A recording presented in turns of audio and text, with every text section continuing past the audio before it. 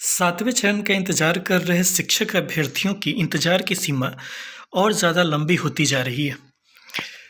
नियमावली जो पास होना था कैबिनेट से, वो नियमावली सरकार बनने के 3 महीने के बाद भी अभी तक पास नहीं हो पाई है। लेकिन नई नई खबरें जो नियमावली को लेकर है वो आती ही रहती हैं।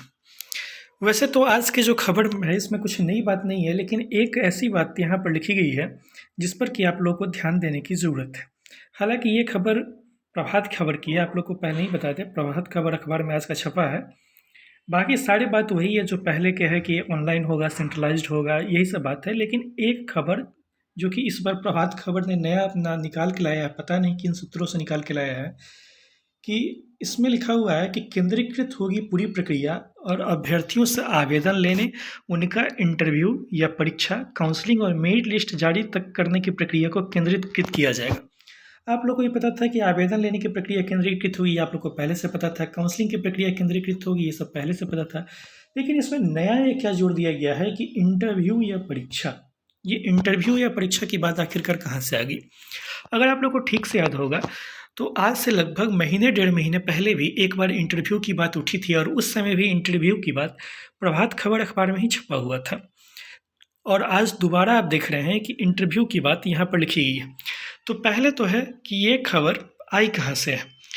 नीचे की तरफ अगर आप देखेंगे तो यहाँ पर स्पष्ट रूप से लिखा हुआ है कि शिक्षक नियोजन की प्रक्रिया में बदलाव का संकेत गुरुवार को शिक्षा मंत्री प्रोफेसर चंद्रशेखर ने झंझारपुर में आयोजित प्रेस कॉन्फ्रेंस में दी।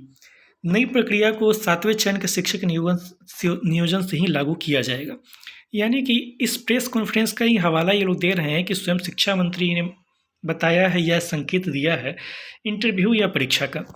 ध्यान रखिएगा, ये इंटरव्यू की बात ऐसा नहीं है कि पहली बार आई है, और पिछली बार भी आई थी तो केवल अखबारों तक सीमित नहीं थी, बल्कि वास्तव में शिक्षा मंत्री ने इंटरव्यू की चर्चा की हुई थी। ये बात अलग है कि बाद में जब अभ्यर्थियों का दबाव पड़ा तो उसके बाद उन्होंने इस बात से इनकार कर दिया कि इंटरव्यू हम कंपलसरी करेंगे। उनका कहना था कि इंटरव्यू की मैंने बस चर्चा की है कि अगर अच्छी प्रक्रिया लागू करना है, अच्छे शिक्षकों की नियुक्ति करना है, तो इंटरव्यू तो लागू होना ही चाहिए।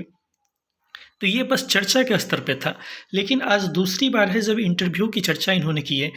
इंटरव्यू तो किसी हालत में लागू नहीं होने देंगे। बिहार के मुझे नहीं लगता कि चाहे किसी भी तरह के अभ्यर्थी हों, किसी भी कैटेगरी के अभ्यर्थी हों, इंटरव्यू बराबर भ्रष्टाचार है। इस बात को आप लोग स्पष्ट रूप से समझ जाइए कि इंटरव्यू अगर हुआ तो इस इंटरव्यू रूम में, मान लीजिए ये रूम है, इस रूम के अंदर आप इंटरव्यू देने जाएंगे और यहाँ जो भी बैठा है वो आपसे सीधा 10 लाख रुपए की डिमांड करेगा। अगर आप 10 लाख रुपया नहीं देते हैं तो समझ जाइए कि आप शिक्षक नहीं बन पाएंगे, सीधी सी बात है। तो कहने का मतलब है कि इंटरव्यू तो लागू नहीं होना चाहिए। हम शिक्षक अभ्यर्थी इस बात के बिल्कुल खिलाफ है कि इंटरव्यू किसी भी तरीके से किसी भी स्तर पर लागू किया जाए।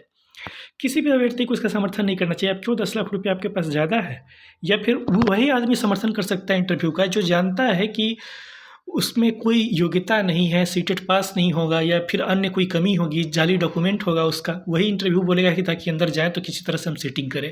इंटरव्यू सेटिंग का पूरा अड्डा है, इसलिए इंटरव्यू अगर लागू करते हैं ये लोग तो इसके खिलाफ तो पटना में महाआंदोलन होना तय मानिए, क्योंकि कोई भी आदमी नहीं चाहेगा कि इंटरव्यू हम दें। और इंटरव्यू देना है तो 2-4 कट्ठा, 5 कट्ठा, 10 कट्ठा ज़मीन बेचिएगा, उसके बाद ही आपको इंटरव्यू में शामिल होने के लिए सोचिएगा। दूसरा है कि या परीक्षा। इंटरव्यू का विकल्प दूसरा आप यहाँ पर देखिएगा तो यहीं पर लिखा है कि इंटरव्यू या परीक्षा। या परीक्षा का क्या मतलब है, समझ में नहीं आती ये बात। आखिरकार इतना रहस्यमय ये बात क्यों हो गया? हम लोगों ने बहुत असर से पता करने का प्रयास किया।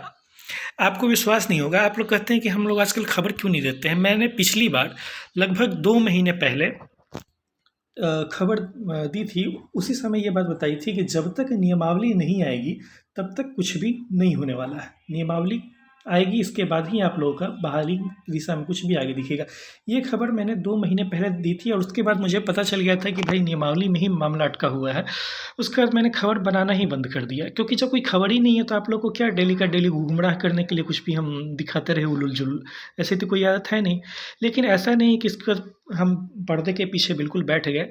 जिन लोगों से पता करना होता है, बहुत लोगों से स्तर से पता करने का प्रयास करते हैं, लेकिन आपको आश्चर्य लगेगा कि सभी लोग एक ही बात कहते हैं कि कुछ भी श्योर नहीं है।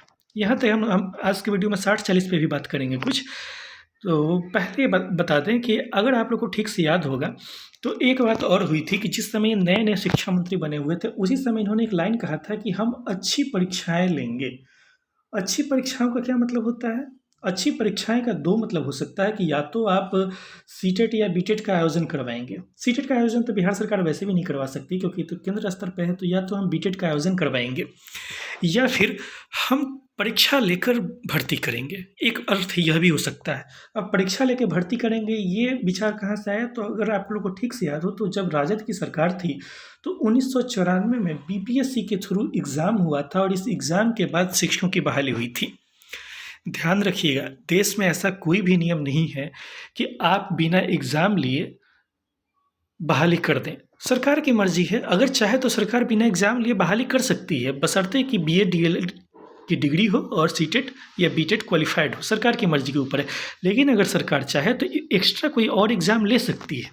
उदाहरण के लिए अभी आप देख लीजिए, केंद्रीय विद्यालय की वैकेंसी आई है केवीएस की, तो इसमें वही लोग अप्लाई कर सकते हैं जो लोग जिन लोगों के पास बीएड या डीएलएड की डिग्री होगी और इसके बाद इन लोग सीटेट पास होंगे या फिर आने वाला जो सीटेट है उस सीटेट में क्वालिफाई कर जाए, तभी ये लोग अप्लाई कर सकते हैं। लेकिन आप क्या देख रहे हैं कि इसके अलावा भी केवीएस केंद्रीय विद्यालय अपनी तरफ से एक एग्ज़ाम तो ले रहा है ना, ठीक है? तो ऐसा कोई अनिवार्यता, बाध्यता सरकार के पास नहीं है कि ये अगर चाहे तो कोई एग्ज़ाम नहीं ले सकते हैं, एग्ज़ाम ले सकते हैं। और ये शिक्षा मंत्री ऐसे हैं कि खुद भी कह चुके हैं कि हम अच्छी परीक्षाएं लेकर हम बहाली करेंगे। और ये आज दूसरी बार है कि ये बात निकल कर सामने आई है कि इंटरव्यू या परीक्षा, याद रखिए कि बिना आग के धुआं नहीं उठता है।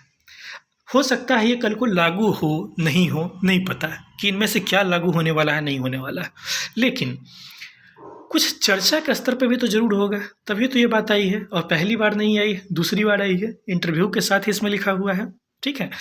तो शायद सुगबुगाहट इन लोग के मन में हो कि हम किसी तरह की कोई परीक्षा ले लें या इंटरव्यू ले लें। बात इसको ऐसे भी ध्यान रखिए कि ये लोग कहते हैं, अक्सर चर्चा करते हैं कि हम पहले जो सिस्टम चला रहा था उस सारे सिस्टम को बदल देंगे, गुणवत्तापूर्ण शिक्षा लागू करेंगे। आखिरकार किस डायरेक्शन में जाना चाह रहे हैं, ठीक है? तो आप कितना भी इस वीडियो को देखने के बाद जहाँ भी सूत्र है फ़ोन कर लीजिए, मिला लीजिए, कोई कुछ भी नहीं बोलेगा, सब ये कहेगा कि हमको नहीं पता है, या कुछ लोग कुछ बोलेंगे भी तो ठोस नहीं बता पाएंगे, आपको सिर्फ अटकलें बताएंगे, अंदाज़ा बताएंगे, ठीक है?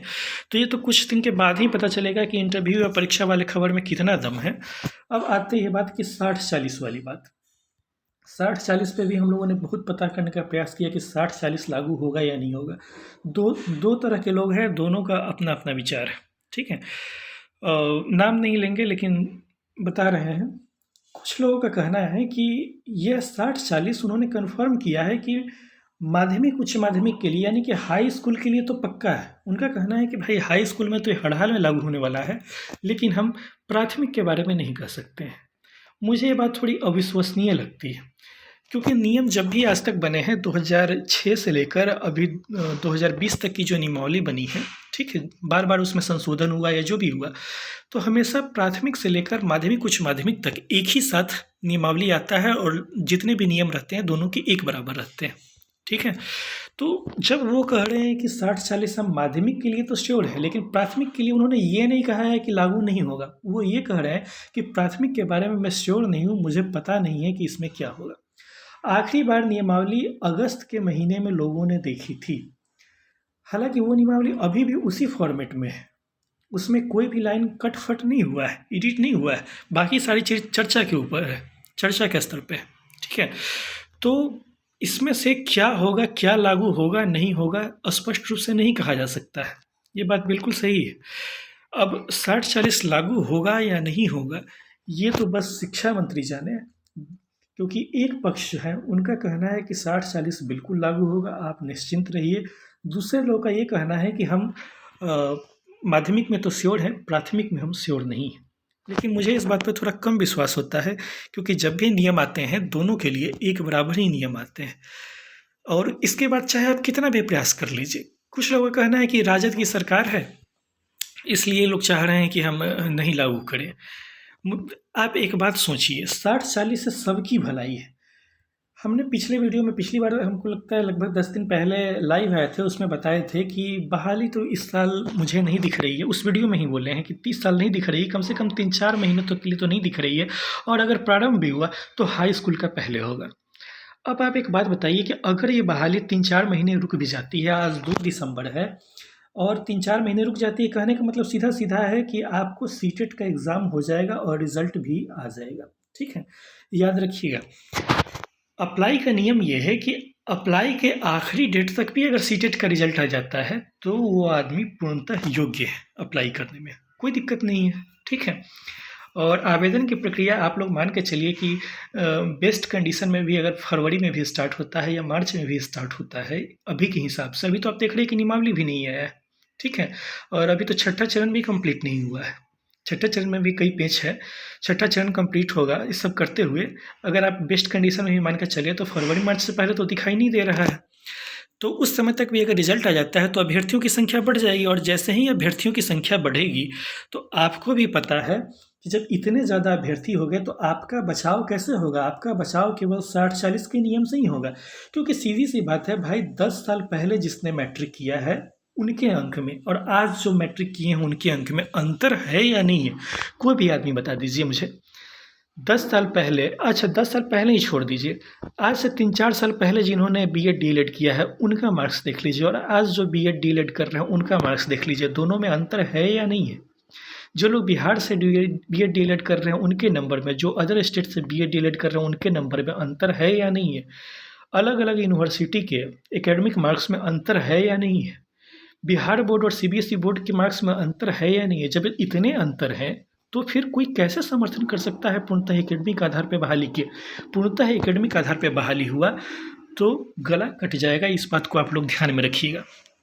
तो आप लोग की मांग हमेशा ये नहीं होनी चाहिए कि बहाली हो। अरे भाई बहाली हो, लेकिन अब बहुत देर हो चुकी है, इस बात को पहचानिए। अब आपका बचाव 60-40 ही करवा सकता है, क्योंकि आपका सीटेट में अगर अंक है, कम भी है ज़्यादा भी है, तो सीटेट सभी को, पिछले बहुत सारे वीडियो में आप लोगों को समझाए हैं कि सीटेट सभी को लगभग एक बराबर में ला देता है, लेकिन एकेडमिक एक बराबर में नहीं लाता है। अभी साबित किया ना कि आप सीबीएसई जो बिहार बोर्ड से, मान लीजिए कि 2003-4 के आसपास जो बिहार बोर्ड से मैट्रिक इंटर किए हैं उनका अंक और आज के समय में बिहार बोर्ड के अंक में अंतर है या नहीं है? 2003-4 के आसपास अगर आपने बिहार बोर्ड से मैट्रिक इंटर किया है और अभी के सीबीएसई बोर्ड के अंक में अंतर है, तो फिर इस दोनों को आप कहते हैं कि एक ही बराबर में आप लड़िए, एक ही रेस में दौड़िए, कैसे दौड़ सकता है? कैसे दोनों एक बराबर है? आप लोगों ने भी वो फेमस इंटरव्यू कुछ दिन पहले टीवी पे देखा होगा। एक पटना में एक छात्र अभ्यर्थी थे, एक छात्र हैं जो छठे चरण में भी शामिल हुए, लेकिन उनका एकेडमिक अंक कम था इसलिए वो छँट गए छठे चरण में। तो वो आज चाय बेच रहे हैं, उनका उदाहरण आप लोगों ने देखा होगा। तो आप लोग का बचाव 60-40 ही करेगा। मुझे तो लगता है कि जो भी अभ्यर्थी 60-40 के खिलाफ है वो बहका हुआ है, उसको समझ में नहीं है, या वो भ्रष्टाचार का समर्थन कर रहा है, या वो तय मान चुका है कि मुझसे तो सीटेट निकलेगा नहीं, इसलिए हम इसका समर्थन ही नहीं करेंगे। तो ये सब बात है, आगे देखिए फिर क्या होता है। जब भी फिर कुछ और अच्छी खबर आएगी, ठोस खबर निकल कर आती है तो बताते हैं। वर्तमान में बस यही खबर है कि मुझे नहीं लगता है कि बहाली इस साल संभव है। अगर वीडियो पसंद आया तो वीडियो को लाइक कीजिए, चैनल को सब्सक्राइब कीजिए। फिर से मुलाकात होगी नेक्स्ट वीडियो में, तब तक के लिए धन्यवाद, थैंक यू।